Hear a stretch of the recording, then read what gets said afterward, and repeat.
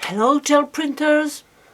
Welcome to this new From Prints to Project with GelPress series. In this summer we want to focus on impressible. Impressible are these plates that are textured. And I decided to play only with this one, this leaf one, which is called Leafy Vine by Palettini. And I created in this first part a series very vibrant.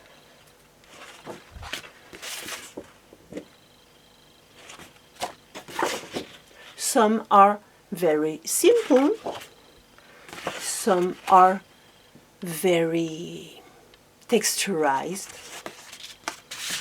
I will show you how I create these backgrounds in the first part, and in the second part, Saturday, I will show you what I will do with all these prints. Naturally, my comments will be in French, but you can have the subtitles by clicking on the CC button. Parce que je n'ai peur de rien, parce que on est en plein été, qu'il fait horriblement chaud, que la peinture sèche extrêmement vite, eh bien j'ai décidé de ressortir ma grande GelPress 30 par 30 cm. Pourquoi j'ai ressorti cette grande GelPress? Parce qu'elle va me permettre, dans un premier temps, de faire quelques fonds simples, quelques fonds de pages unis ou faux unis, pour pouvoir ensuite travailler sur ces fonds de page avec ce format feuillage qui est toujours en 30-30 de la série Impressible, c'est-à-dire que ce sont des GelPress qui sont texturés, et donc là vous voyez bien en fait le relief qu'il y a. Alors j'aurais pu travailler sur des formats de pages plus petits, mais là j'ai envie de faire quelque chose d'un petit peu plus grand, parce que ça va pouvoir me permettre de faire d'autres choses derrière. Mais ça, vous le verrez dans la seconde partie. Donc, je vais commencer par préparer mes feuilles de papier. Et donc, je vais travailler assez simplement avec des feuilles 30 par 30, du cardstock 30 par 30. Ce sera parfait pour ce projet. Je vais travailler exceptionnellement avec des peintures acryliques fluo. J'ai envie de lumière, j'ai envie de quelque chose de vif. Comme je n'avais pas de peinture acrylique fluo en bleu, j'ai jeté mon dévolu sur cet ultramarin de chez Amsterdam qui, je pense, se combinera bien avec cet ensemble un peu fluo.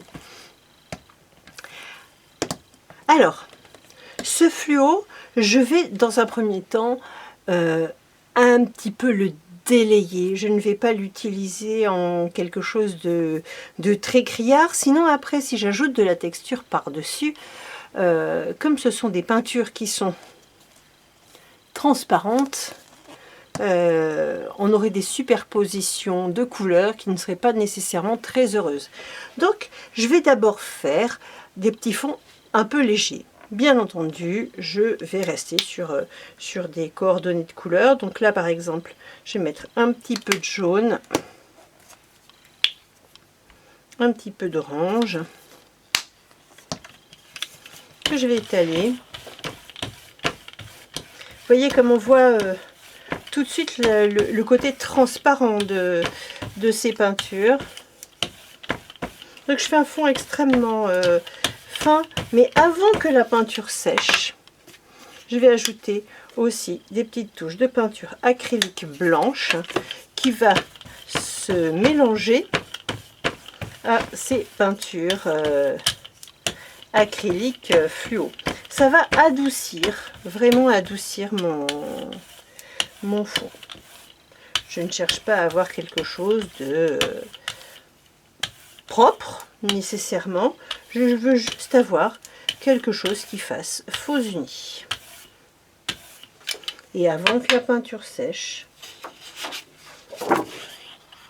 je dépose ma feuille.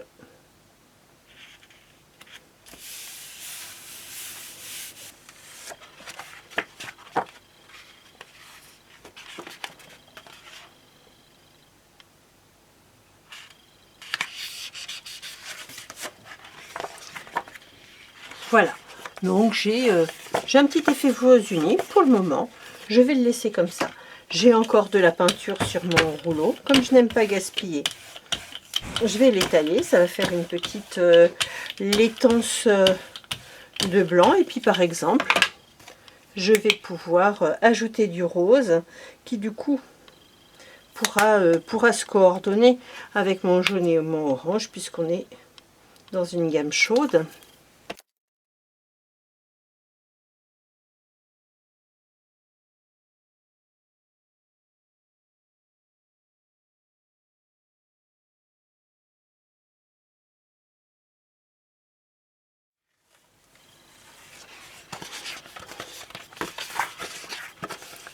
Voilà, j'ai quelque chose déjà d'un peu plus vif que ce que j'avais fait au départ.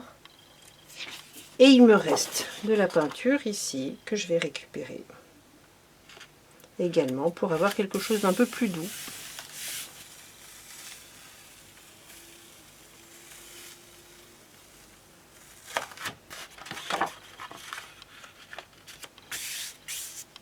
J'ai récupéré une très ancienne trace comme ça de verre qui était restée sur ma gel presse. Et c'est bien, je suis en train de lui donner de la matière, de la texture. Je ne perds toujours pas ce que j'ai là. Et bien entendu, tout ce qui est resté sur ma gel presse, je le laisse absolument. Je le laisse absolument parce que c'est ce qui va enrichir mes fonds. Et cette fois-ci, je vais passer plutôt sur de la couleur froide. Donc je vais mettre du jaune.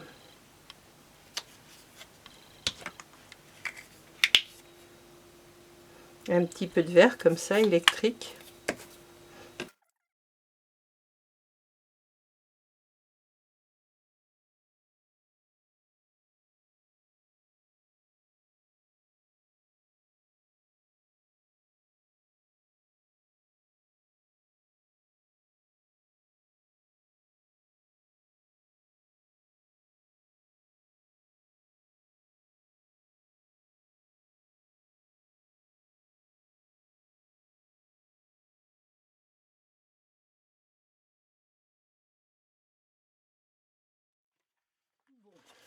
Alors, ces fonds, bien entendu, sont extrêmement simples, parfois un peu tachés. Je n'ai pas cherché à soigner réellement la qualité de ces fonds, mais nous allons voir comment les enrichir grâce à ces Impressible. Je vais d'abord tenter un ton sur ton, un léger ton sur ton. Je vais maintenant mettre un petit peu de fuchsia comme ça sur ma plaque. Je peux prendre une seconde gel presse également, c'est tout à fait réalisable. Voilà, je prends du fuchsia que je vais mélanger comme ça à du blanc et je vais très délicatement, alors j'étale bien pour faire en sorte que la couleur ne déborde pas, de ne pas avoir trop de peinture sur mon rouleau et que ça ne déborde pas de mes textures.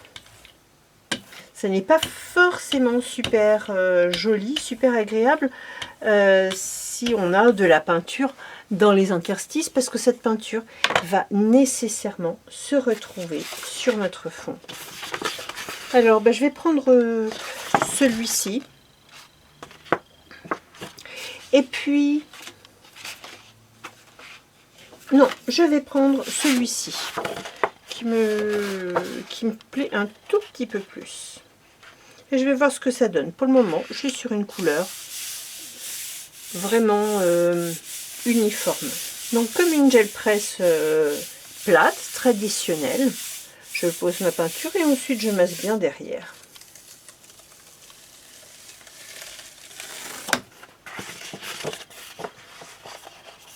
Vous voyez comme l'effet est impressionnant, ça s'imprime extrêmement bien, c'est-à-dire qu'on a la même qualité d'impression que la gel presse, et donc de superposition, mais avec des motifs. Je vais essayer de procéder un petit peu autrement. J'ai toujours un peu de rose là, je vais en ajouter par-ci par-là.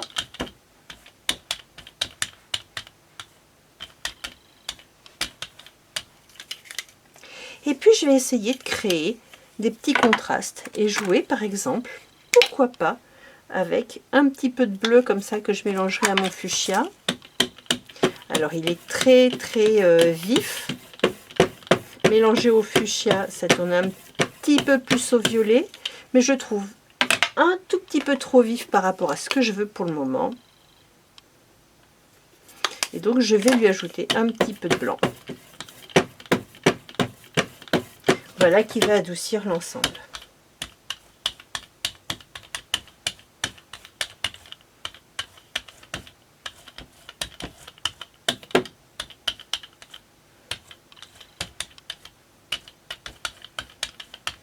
Et donc, cette fois, j'ai un petit peu de bleu, un petit peu de rose. Et on va voir ce que ça donne sur ce fond-là.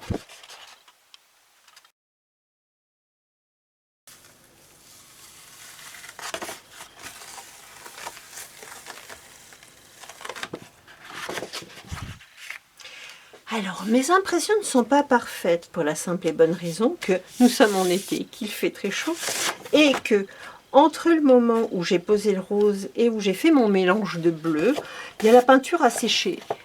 Mais du coup, je trouve ce fond devenu vraiment extrêmement intéressant. Et je vais continuer à jouer comme ça.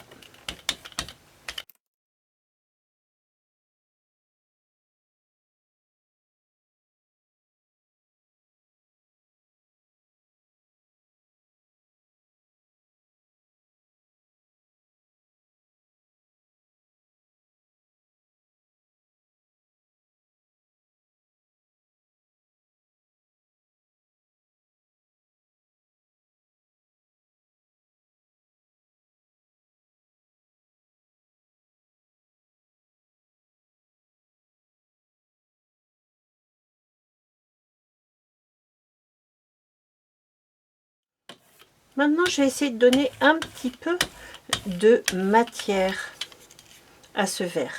Mais pour être sûr de bien pouvoir donner de la matière, je vais un petit peu l'opacifier avec d'abord une toute petite touche de blanc. Un petit voile de blanc par-dessus.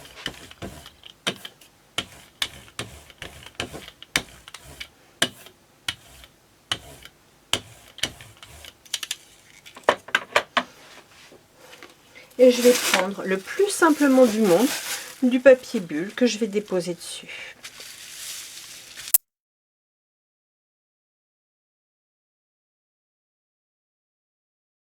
Et regardez, mes feuillages du coup se retrouvent plein de petites bulles tout texturées. Je vais bien laisser sécher avant d'ajouter une seconde couche.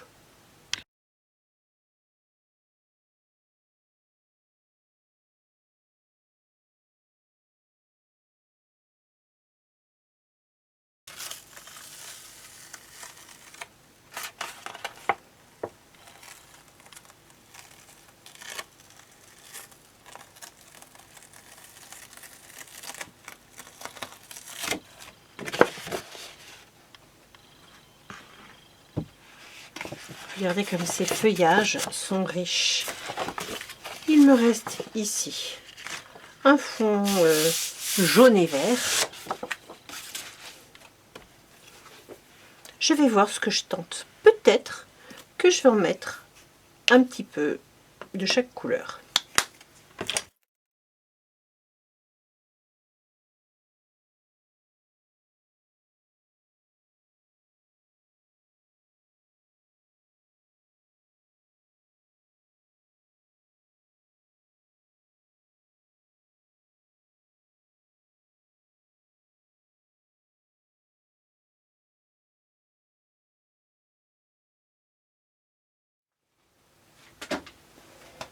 Et puis cette fois, je vais utiliser des textures Art Printing, Caramel Studio.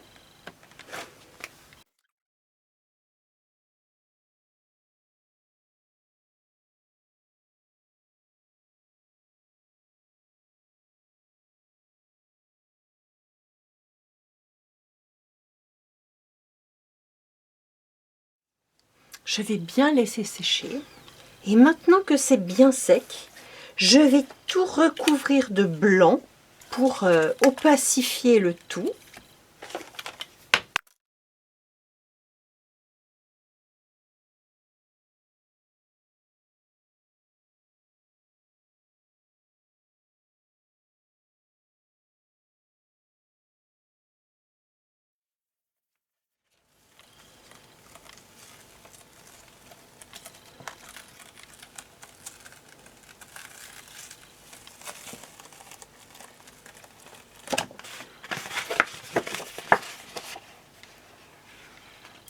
Regardez comme c'est joli tout ça. Donc, nous obtenons 1, 2, 3, 4 et 5 fonds, à la fois très similaires et très différents. Et nous verrons dans la seconde partie le traitement que nous ferons de tout ça. Je vous dis à samedi pour la seconde partie.